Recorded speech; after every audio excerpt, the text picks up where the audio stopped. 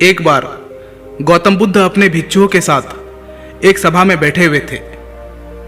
उस सभा में बुद्ध के चाहने वालों से ज्यादा उनके विरोधी थे। जिसने सभा आयोजित किए थे वह भी बुद्ध से ईर्ष्या करते थे। सभा का आयोजन राजा के महल में हुआ था, इसीलिए राजा के सभी मुख्य लोग उस सभा में उपस्थित हुए थे। बुद्ध सभा में जाने से पहले ही जानते थे कि सभा में उनके विरुद्ध कोई ना कोई षड्यंत्र अवश्य रचा जाएगा। सभा में जाने से पहले उनका शिष्य आनंद बुद्ध को सभा में जाने से मना करता था कि आपको सभा में नहीं जाना चाहिए, वहां के लोग आपके साथ दुर्व्यवहार करेंगे, ना जाने वहां आपके विरुद्ध कोई षड्यंत्र रच रखा होगा। लेकिन गौतम बुद्ध अपने करुणा की वजह से अपने आप को उस सभा में जाने से नहीं रोक पाए। सभा की शुरुआत होते ही बुद्ध के साथ कुछ तीखे प्रश्नों से बुद्ध से ईर्ष्या करने वाले लोगों का यही प्रयास होता कि बुद्ध से कुछ ऐसा प्रश्न पूछा जाए जिसका उत्तर गौतम बुद्ध ना दे पाए। परंतु बुद्ध सभी प्रश्नों का उत्तर बड़ी आसानी से दे देते थे।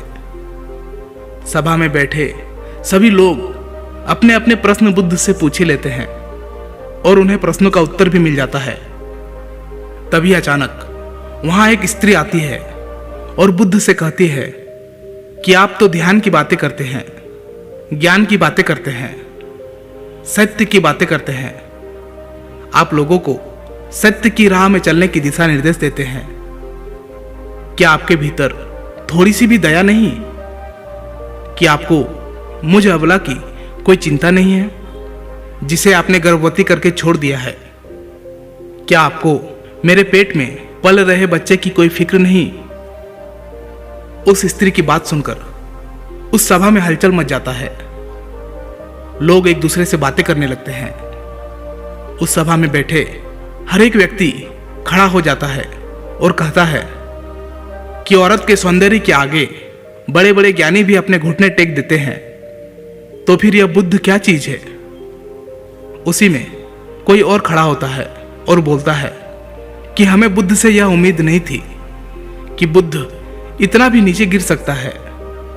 इसी तरह सभी के सभी लोग खड़े होकर बुद्ध को भला बुरा कहते हैं, बिना सत्य को जाने ही कि सत्य क्या है बुद्ध को भला बुरा कहने लगते हैं। जब सभी लोग अपने मन की भड़ास निकाल लेते हैं तब राजा कहता है कि बुद्ध आप अपने सफाई में क्या कहना चाहोगे? और वह राजा भी बुद्ध से ईर्ष्या करता था। वे चाहते थे कि कैसे भी बुद्ध बदनाम हो जाए। यहां पर एक जरूरी बात आपको समझना चाहिए कि इस सारी घटना का बुद्ध पर कोई असर नहीं था और ना ही लोगों के अशब्दों का बुद्ध पर कोई असर था, और उस स्त्री के झूठे आरोप का बुद्ध पर कोई असर नहीं पड़ा। जानते हैं क्यों? क्योंकि बुद्ध सत्य को जानते थे। वे अपने नजर में सही थे। सूत्र यही है कि चाहे पूरी दुनिया आपके खिलाफ क्यों ना हो जाए, अगर आप अपनी नजर में सही है, अगर आप अपने आप को जानते हो कि आप सत्य के साथ खड़े हो, तो आपका कोई भी कुछ बिगाड़ नहीं सकता है। सभा के सभी लोग संदेह में थे। वहां तक कि बुद्ध के कुछ शिष्य में भी संदेह आ गया था। लेकिन बुद्ध जानते थे कि वह क्या है, इसीलिए उनके चेहरे पर थोड़ा सा भी बदलाव नहीं था। राजा बुद्ध से कहते हैं कि क्या आप अपने सफाई में कुछ कहना चाहेंगे? बुद्ध उस स्त्री से कहते हैं, पुत्री, इस पूरे ब्रह्मांड में केवल दो ही लोग इस सत्य को जानते हैं कि तुम सत्य कह रही हो या असत्य। इससे पहले कि बुद्ध कुछ कहते, वह स्त्री बुद्ध से अपनी नजरें चुराने लगी। असत्य को सहारा लेने का कारण है कि अपने भीतर डर का बीज बो रहे हो। अब यह बीज जैसे जैसे वृक्ष बनेगा वैसे वैसे आपकी समस्या बढ़ती जाएगी। सभा का एक व्यक्ति उस स्त्री से कहता है, तुमने बहुत बड़ी बात कही है। अगर यह गलत साबित होता है तो तुम जानती हो ना कि तुम्हें क्या सजा दिया जाएगा। उस व्यक्ति की बात सुनकर उस स्त्री के हाथ पैर कांपने लगते हैं और वह तेजी से वहां से दौड़ने लगती है। तेजी से भागने के कारण उस स्त्री ने अपने पेट में जो भी गठरी बांध रखी थी वह जमीन पर गिर जाती है और सत्य सबके सामने आ जाता है।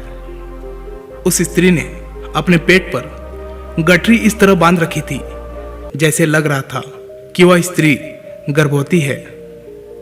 राजा उसी समय उस स्त्री को बंदी बनाने का आदेश देता है, लेकिन बुद्ध के कहने पर उस स्त्री को क्षमा कर दिया जाता है। एक बात हमेशा याद रखिए, आपका धैर्य और आपका अपने ही नजरों में सही होना आपको बड़ी से बड़ी समस्याओं से बचा सकता है। इस बात से फर्क नहीं पड़ता कि कितने लोग आपके खिलाफ है, फर्क इस बात से पड़ता है कि क्या आप अपने साथ हैं। दोस्तों, आशा करता हूं कि गौतम बुद्ध की इन बातों को आप अपने जीवन में अमल करेंगे। अगर वीडियो अच्छी लगी तो इसी तरह के मोटिवेशनल वीडियोस पाने के लिए चैनल को जरूर से जरूर सब्सक्राइब कीजिएगा।